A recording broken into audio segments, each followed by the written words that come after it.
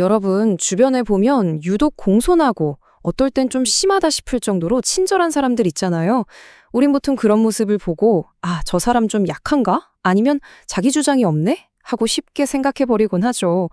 근데 말이죠. 만약에 그 공손함이 약점이 아니라 아주 날카롭게 갈고 닦은 강력한 무기라면 어떨까요? 자, 오늘 우리가 함께 떠나볼 여정은 이렇습니다. 먼저 공손함에 대한 우리들의 흔한 오해를 한번 짚어보고요. 그 다음엔 아부라는 걸 완전히 새로운 시각, 그러니까 하나의 놀라운 생존 기술로 다시 들여다볼 겁니다. 그리고 이걸 통해서 드러나는 두 가지 다른 종류의 힘을 비교해 볼 거고요. 마지막으로는 지식이라는 게 우리를 어떻게 근본적으로 바꾸는지, 그리고 그게 결국 다른 사람을 이해하는 지혜로 어떻게 이어지는지 그 흐름을 한번 따라가 보겠습니다. 네, 그럼 첫 번째 이야기, 공손함에 대한 오해부터 시작해 볼게요. 누군가가 좀 지나치다 싶게 공손하거나 심지어 좀 비굴해 보일 때 우리는 너무 쉽게 그 사람의 됨됨이나 능력을 단정 지어버리곤 하죠.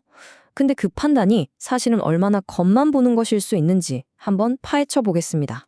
우리 스스로에게 한번 질문을 던져보죠. 과연 지나친 아부나 공손함은 늘 약하다는 신호일까요? 아니면 어쩌면 우리가 뭔가 중요한 걸 놓치고 있는 건 아닐까요? 오늘 우리가 살펴볼 관점은 바로 이겁니다. 그 행동 뒤에는 우리가 생각하는 것보다 훨씬 더 깊은 이야기가 숨어 있다는 거죠. 그러니까 다시 말해서요, 이런 행동들이 그 사람의 성격이 나빠서가 아니라 일종의 생존 전략이라는 겁니다.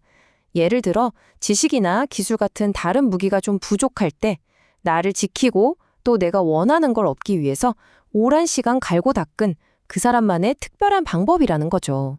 자, 그렇다면 이 아부라는 생존 전략을 대체 어떻게 봐야 할까요? 이제부터는 이걸 그냥 듣기 좋은 말이 아니라 정말 놀라운 기술이라는 관점에서 한번 제대로 뜯어보겠습니다. 아마 이 부분이 이번 분석의 가장 핵심적인 내용이 아닐까 싶네요.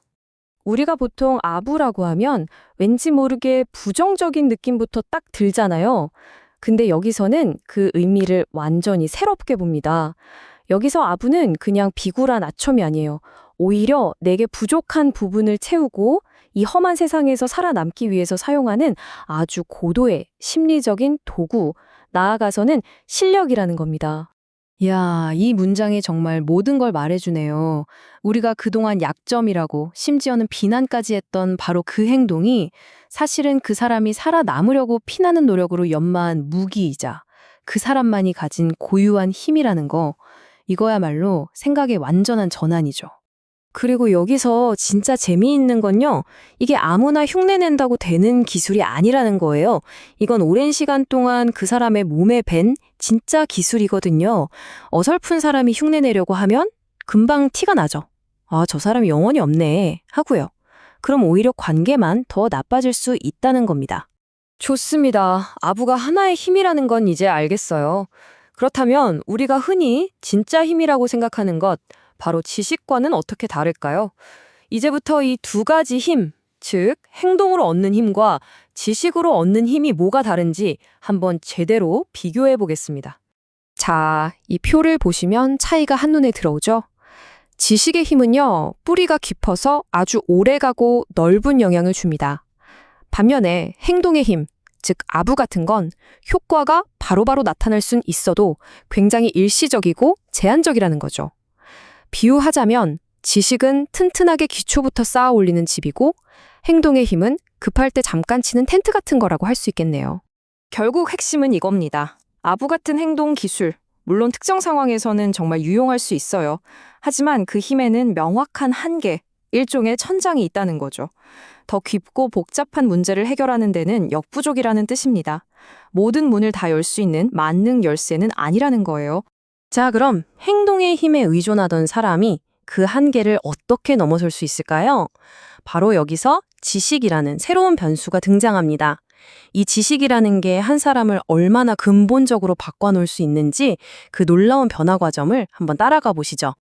이 변화 과정이 꼭 무슨 화학 반응 같아요. 보세요. 1단계, 처음엔 살아남으려고 아부 같은 행동 기술에 의존하죠. 그러다 2단계, 지식을 배우고 내 것으로 만들기 시작합니다. 그럼 3단계, 내 안에 지식의 농도가 점점 진해지겠죠? 그럼 마침내 4단계, 더 강력한 힘인 지식이 기존의 행동들을 자연스럽게 밀어내고 그 자리를 차지하게 되는 겁니다. 여기서 중요한 건 이 변화가 이제부터 아부하지 말아야겠다 이렇게 의식적으로 결심해서 되는 게 아니라는 거예요. 그냥 내면이 지식으로 꽉 차니까 굳이 그런 행동을 할 필요가 없어지는 거죠. 세상을 대하는 태도, 그 사람의 분위기 자체가 완전히 바뀌는 겁니다. 자, 이 모든 과정을 거쳐서 우리가 도달하게 되는 마지막 단계, 그리고 어쩌면 가장 중요한 지혜는 뭘까요? 그건 바로 이해입니다. 진정한 지식인이란 대체 어떤 사람인지 그 의미를 통해 이번 여정을 마무리해 보겠습니다. 여기서 말하는 지식인은요, 그냥 책 많이 읽고 똑똑한 사람이 아니에요. 사실을 많이 아는 걸 넘어서 다른 사람이 왜 저렇게 행동할 수밖에 없는지, 그 행동의 근본적인 원인을 꿰뚫어 볼 줄 아는 지혜를 가진 사람, 바로 그런 사람을 말하는 겁니다. 그러니까 진짜 지식인은요, 다른 사람의 행동을 보고 섣불리 비난하지 않아요. 대신에 이해하려고 하죠. 저 사람의 저 공손함이, 저 아부가 저 사람을 지켜온 생존 도구였구나. 저게 저 사람의 무기구나.